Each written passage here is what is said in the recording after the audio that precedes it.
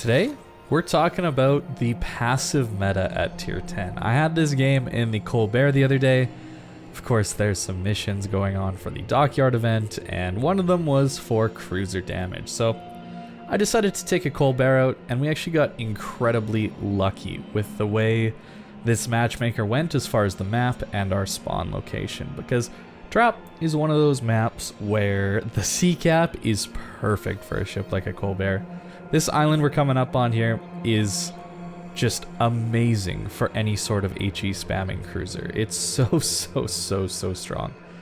And I think that that's one of the problems with the game at the moment. The map design has far too many islands like this. It makes it essentially impossible to push in this game.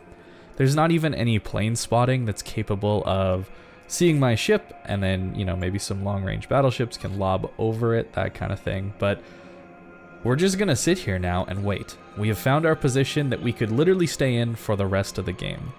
Now, that's pretty boring, so I don't end up doing that. But the correct play with this game, I think, would have been to stay here the entire game.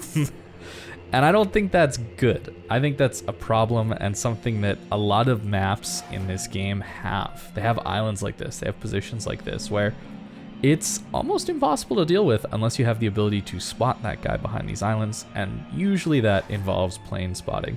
No carrier in this game, so they're gonna have a tough time dealing with me. And I know you probably know me as the guy who hates having carriers in the game, and that's true, but there are certain things that carriers do well and can bring to the game, right? At this point, we've been sitting here, well, the game has started, right? And it took, what, nearly 4 minutes for us to actually have anything spotted and start shooting at anything. That's a pretty long wait, considering that's, what, a couple rounds of Counter-Strike or something like that, or Valorant? That's a long time of doing nothing for an action-based game, as Wargaming likes to say. But now that people are spotted, this is why. You just can't push into this. Of course, Colbert is an extreme example of consistent HE DPM, and Colbert is one of the best fire starters in the entire game with an absolutely insane fires per minute. It's somewhere in the 14 or 15 fires per minute range, assuming you're landing all your shells on areas of ships that aren't saturated. And that's not taking into account hull fire reduction, right? So tier 10 hulls get a 50% fire reduction, right? So it'd be around half of that. But this game, we actually had some of the worst fire chance I'd ever seen out of the Colbert, and they still, the enemy team just struggled to get anywhere on this side of the map. Of course, there's also a Des Moines next to me. This guy knows that this is a very strong position, and he's just hanging out here. Literally all we need is spotting, and there's no way that the enemy team can push through this side of the map. Their destroyer will get the cap, that kind of thing, but there's no way these battleships can push. And of course, you know, they're Thunderers, so they're not very good at pushing either, but even something like a Kremlin or an Ohio, something that's good at pushing like that, there's really no way to get through something like this. And I think that's part of the reason that battleships just camp the back of the map all the time. As a battleship player myself who loves to push in, and I think that's the most fun you can have in a battleship, I don't like this kind of meta or playstyle either, but it seems like as a battleship player, what else is this Thunderer supposed to do? I'm not spotted, this Des Moines not spotted, and he's just he's not eating a ton of damage because my aim kind of sucks, because I haven't played Colbert in a little while, I'll admit it.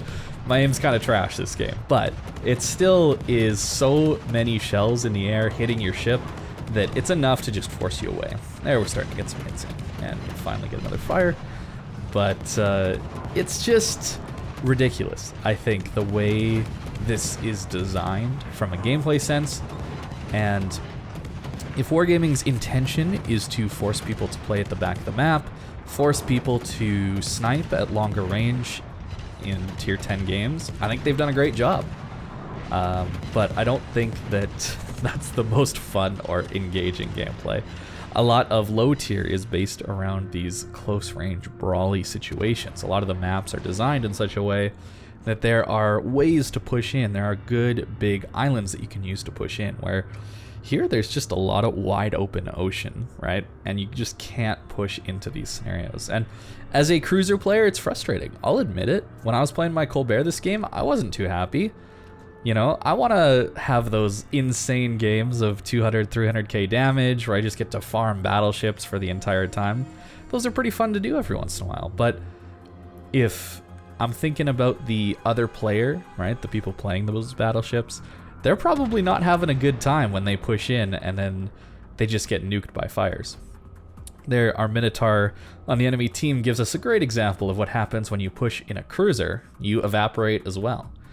I think it's just a little bit sad how punishing this game has gotten of people pushing in. I think you used to be able to get away with a lot more. I'm not sure about that. I might be thinking back on the earlier days of this game with some rose-tinted glasses, or however that saying goes, but it sure does seem to me like World of Warships has become a much more boring and stale game to play. That's on top of all of the issues surrounding Wargaming's management of the game and the public relations, which is something I did make a video on. They've obviously responded since then, and oh boy, that was a rough response, wasn't it?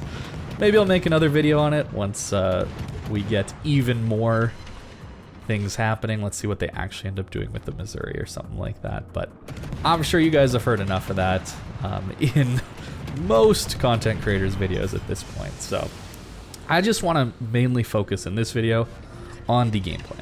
I want to focus on the in-game interactions between ships. And I push in here like an idiot because I'm getting bored. I'll be honest, I was bored. You know, not a lot has happened this game. And, well, I come close to dying, kind of. I don't know, I get pretty lucky that I'm not spotted, so I'm allowed to do this turnout. Because I have decent concealment, I can just kind of run away here at this point. So it's not a huge deal. But it is just sad how there's not a lot of ways for people to push in this game. And it results in everybody just kind of hanging out in their spawn, taking up their designated islands to spam from behind, and hoping that the other one makes a mistake. And if too many people make mistakes, that's how you get those big giant steamroll games, right? Because there's very little catch-up mechanics in this game. There's essentially no catch-up mechanics where if you lose a ship, that's a lot of DPM, that's a lot of firepower out of the game. And as you keep losing ships, you keep having less and less DPM damage output to mitigate and try and take out the enemy team. So it is a very snowbally game. It's a very high DPM, very punishing game if you push in. And I think that has changed. I do believe damage output has increased over time. Just consider that Zhao used to be one of the most feared cruisers in the entire game, and now it's a bit of a joke, a bit of a meme amongst the tier 10 cruisers. Personally, I don't think Zhao is that bad, but it certainly is not as good as most of the newer tier 10 cruisers that have come into the game more recently. And you can see that in just its play rate. It just doesn't get played that much. No matter what Wargaming says, they're probably looking at the stats a little bit wrong, considering the Zhao's been in the game so long, and of course it's going to have a lot of total games played. But more recently, you don't see Zhao's anywhere. You don't see them anywhere in competitive. You just don't see them. And that used to be the ship, the terrifying ship. As a Battleship player back in the day, you used to be terrified if there was a Zhao on your flank.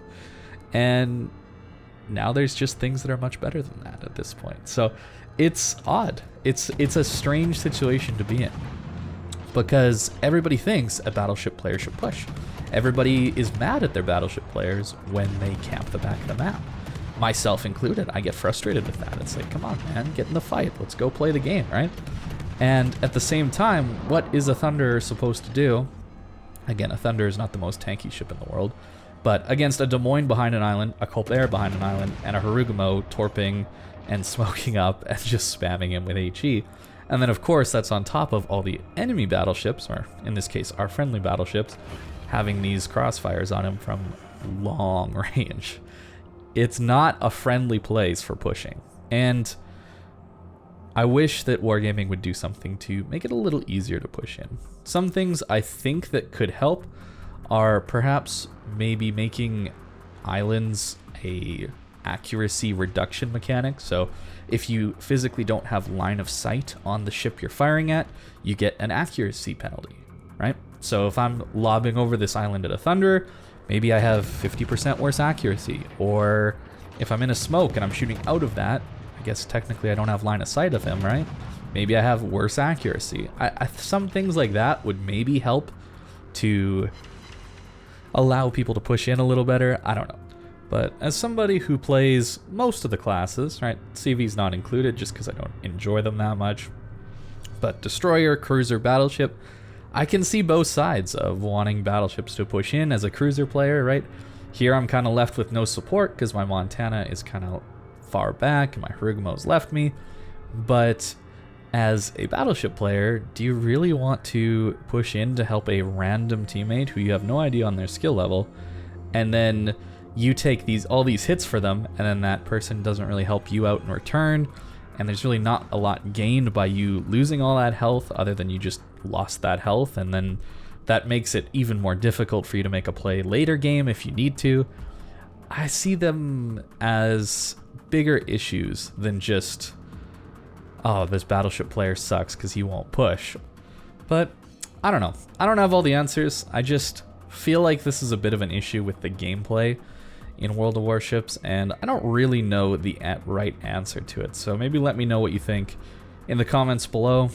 I don't think that Wargaming will really do anything because it would involve some pretty massive changes to the game, and it seems like they're not interested in listening to the community on what their feedback is for what changes could go into the game. So I think that this is just going to remain an issue and something that we're going to have to deal with, where your battleship players on your team aren't going to want to push, and that'll be frustrating. And if you play a battleship, you're going to get farmed out really quickly if you do decide to push in. But that's my video, that's my thoughts. Kind of a rambly video. I'm sorry. I don't really have a well thought out conclusion or answer in this case. It's hard to know what would make a good change and what wouldn't in this case, because it's such a massive issue at the core of the World of Warships gameplay. So I think you'll agree with me that this was a pretty boring match, pretty stale considering it lasted around 15 minutes and we got, what, 80,000 damage?